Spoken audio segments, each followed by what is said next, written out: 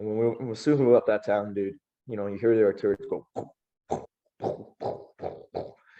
and you're like, holy shit, I'm going towards that. You know, it was just like Hostelboro all over again. But I didn't even know it was gonna be like fucking time 10, dude. So, and the whole convoy then began to do a slow, kind of like half circle, and then it stopped, and then the convoy. And then at the back, we had all of our tanks and BMPs and all our heavy vehicles, and they started to pass us. And I'm watching, you know, hear the vehicle, the tanks going, and I'm watching as these tanks are flying by me, dude. And I'm kind of waving to these guys as they're going by, kind of like trying to cheer them on and stuff. And they're doing the same. And they, you know, they're probably trying to say, they probably like said some, you know, try to make some badass uplifting things to me in their language back at me when they were flying by. And then what we done is we sent the battalion, we just had set the battalion up in chunks. And yeah, it was and then I was sitting there probably for an hour or two, honestly, at the beginning of this battle. And I remember it was funny, it was this long road that then forked to both kind of like the right and left. And I remember just watching all these vehicles going to the left or some going to the right. And that's when, give it like maybe like 10, 15 minutes or so, and you hear the battle just pick up, you hear, and you just hear this battle just pick it up and up and up. And then you wouldn't see these vehicles coming back. You wouldn't see these guys coming back. And after just about when, then it was funny, I was told the orders changed that half the battalion was then going to stay as a reserve. And then what happened is that, so half the battalion stayed as a reserve and actually left the battlefield, left back to the fucking town to stay as a reserve component. And what I figured out was like they played it way too safe and stayed all the way back in the town as a reserve component. And then more of the company that our second company that was remaining then pulled out too. So then I was only left with one company that was going to go in there. So, and that's what really fucked this day up, because we then got the orders. I'm looking as more guys were leaving. I'm like, saying to my gunner's turn, I'm like, what the fuck is everyone doing? You know? And then I was very confused because people were leaving, people were going, people were leaving. And then that's when it came for my vehicle's turn. And at this point, it might have been only like maybe 4 or 5 vehicles that were left. And it was the battalion commander's vehicle as well. That was in our little group. And that's when the engine started up, dude. I was in this time, I get and then like the engine starting up, dude, and smoke's kicking into your face, like the fumes, the exhaust, and like it was like I say, it's just raw. You know, like in those movies, like, you know, they play the dramatic music and all this and everything's staged, but here, dude, it's loud as hell. Like, I had my active hearing protection on that I had brought with me, and I think honestly it was a pair of Walker Razors. I think those pair of Walker Razors honestly saved my sanity, dude, because even when I had those on, it was tremendously loud on the battlefield, tremendously. And then my vehicle kind of lurched forward, and then we started going, and I just kind of hunkered myself down. So what I had done is on my BTR, it wasn't that fancy one, dude. My BTR was not the BTR-4, which is the 30mm auto cannon on it. Mine was the BTR-82. It was the old one. It had that little fucking, you know, little gun on it, and they slapped a jerry-rigged turret on the top of it. So where the gunner's hatch would have been, the commander took over as the gunner and commander of the vehicle. I took over as an extra gunner, and they made a little jerry-rigged hatch on the top of it. They had welded down a little rotating hatch and put a 50 cal there, the little 50 cal there. So I was sitting behind that 50 cal, dude, hunched down, and as we're coming up to that little split in the road, and then we went right, and it was almost like just right on a dime, dude. The whole scene changed. The road went from nice and smoothed out within like, because we traveled like a mile. As soon as we made that little right turn on that fork, it was just, the road was now bombed out. There's mortar holes. There was some abandoned equipment, and like a broken AK here or helmet there, like this whole shit show. What's scary is that we had not even reached the battle yet. The battle was still like a couple miles up. So we're like, you get to hear it now better. So as we're pulling up, the BTR stopped, and because our battalion commander's vehicle had stopped, when he got out and he started talking to the mortar crew that's set up right there. And I was watching as they were setting out doing their shit, and I honestly almost wanted to just stay with them. But at the same time, I kind of felt safe in the vehicle, but then kind of not, Yeah. Later on, I'd learned that when you're in those type of vehicles, you feel like a fish in a can, you feel like a little tuna in a tuna can. Yes. Yeah. It's cramped. It's cramped as fuck. So that's why I was glad I got put on a gunner, because no one else in my squad knew how to use a 50 cal.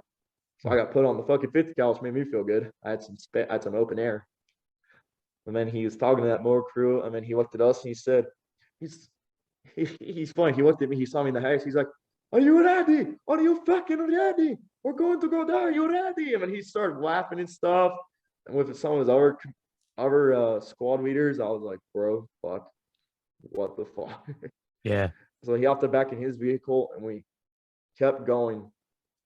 And that's when we then went through some woods and found our way back on that left-hand turn. We eventually got back onto that, and then we just made a straight shot for the battlefield, dude.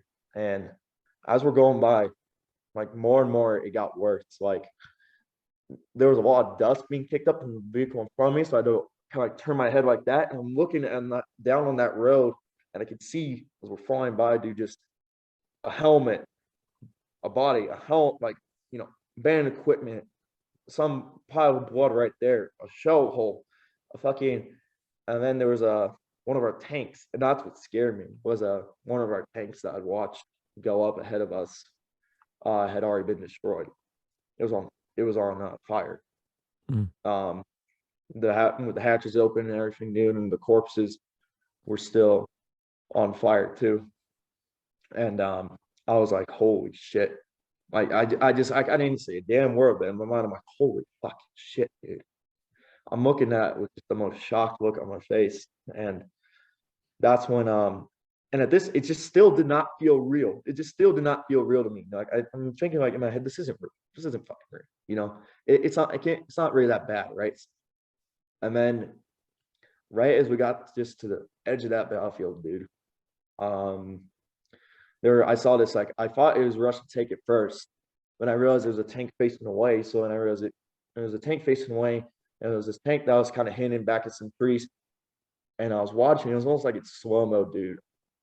And then that tank just works back and went and blew up a building down in the town of Lisney. And then that's when I realized, dude, like I'm in war. This is fucking real, dude. And yeah, so just as soon as we got there, dude, we started taking incoming, like mortar rounds would be falling here and there. And it was the mortar rounds that it's the shit that you can see. It's not just the plumes of smoke you see way in the distance. It's the shit that's almost like falling like maybe 50 yards away from you, or maybe 200, who knows. And yeah, and we finally ran into the remnants of the TDF that had they actually took the town.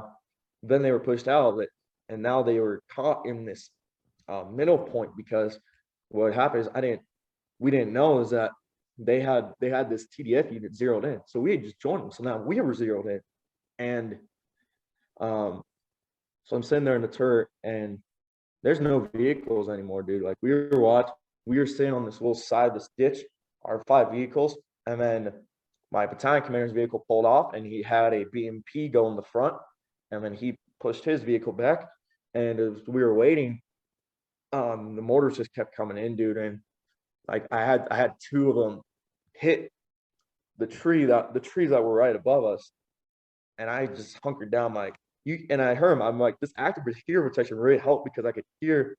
It was like so weird. I thought the the Russians were way closer than they were. But then I realized that with artillery is it's so far away that first the boom reaches you, then the shell reaches you when it Yeah. whistles in. So I thought they were much closer. So I thought that's why we were going to win that day, because they were so close. I didn't know they were so far. So I heard the, and then they just blew up right in the trees, and the branches fell down into our vehicle. And I was like, holy fuck. I looked at my guys, I'm like, can I open fire? And they're like, no, don't open fire. I'm like, it was an instinct reaction. I'm like, I want to shoot something now. Yeah. I just want to shoot something because I'm tired. I didn't know what I would just want. It would make me feel safer.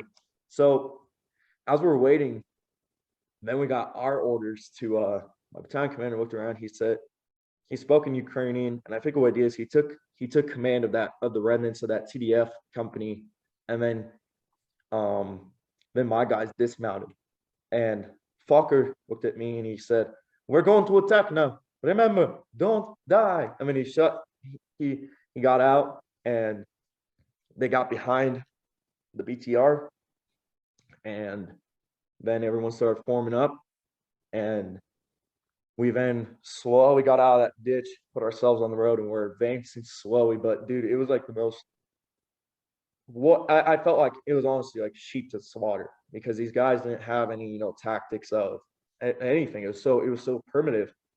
Your vehicles are back to back, like, back to back with each other, advancing. And Yeah. it was just such a slow creep up there, dude. And I'm sitting there right behind my 50 cal, and I'm watching that front vehicle, and I'm watching the guys behind it, and I'm looking back at my guys, still making sure they're still coming up. And my battalion commander was actually, he dismounted from his vehicle. He had his AK out. He was right there with our guys. And honestly, I came over time. I came to love my battalion commander, Rollo, more than my company commander Bot, because our battalion commander, he was right there with us. He's right there with us, dude. He was a brave guy. I later found out he had actually been in jail, was released when the war began because he was a political activist on the part of Azov. But he was a cool guy, dude. Honestly, that guy had no fear, none at all. Yeah. But I definitely had some fear, because it was this little bottleneck of woods to our left, woods to our right, and a bottleneck, and then the road opened up right in the woods. And I'm watching that front BMP do, and as it just barely cleared that fucking front opening, it was almost like someone had hit a button, almost like God had hit some type of button, and that to make that thing go boom. Because I guess it might have just been a T-72 somewhere else that hit it. I think it was a Russian T-72 that was hidden in the town and saw the BMP, but it just blew up. It lurched forward. This giant fireball came out the hatch, out the front, and then blew the doors off the back, and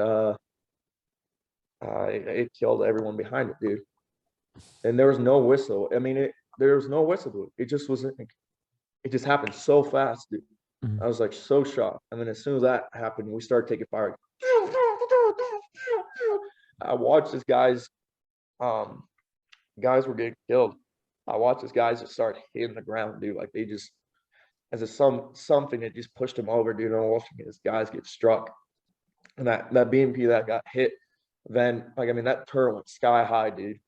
And that fucking thing was just caught on fire immediately. Its ammo must have been ignited, and that was just all hell, dude. The Russians opened up on fire from us, from the wood, from actually both the wood line to our right. They opened up on us from positions there, and then we started taking tank rounds from the front.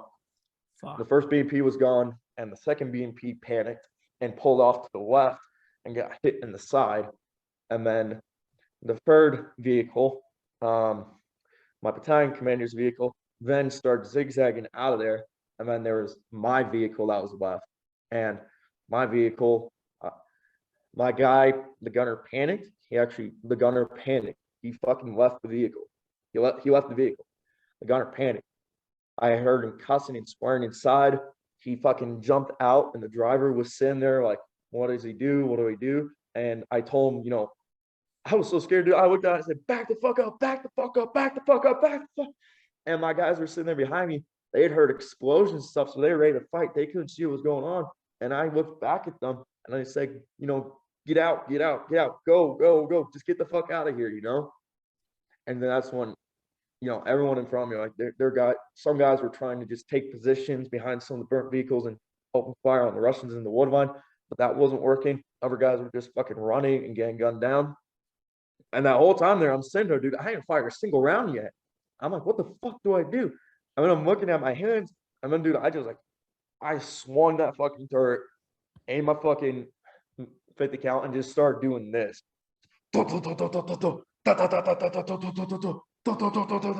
I just like, and I didn't see anything. That's the fucking thing. Couldn't see a damn fucking Russian, dude. I just wanted all to stop. I just wanted all to stop. I didn't care. I didn't even care if my gun would have done nothing. I just wanted to, like, Yeah. I wanted them to stop shooting at us. So I started shooting at them. And that's when I did see, it's the one time I ever really saw a Russian that was alive. Was my 50 cal jammed, and I couldn't get the jam fixed. I later found out that had been over greased, and the grease kind of built up, kind of gunked it up. And so I only got off, like, I'd say I maybe got off like not even a belt, dude. I didn't get off a belt on that fucking thing. I probably got off like maybe like 20 rounds. And there was these Russians. The Russians were trying to go around us, and I was in my hatch, and my hatch was starting to take the ping, ping, ping, ping, ping. The rounds were cracking. They crack. They go, and when they crack over your head, but when they're coming towards you, they start zipping. Yeah. And so they're going, and they start pinging off my fucking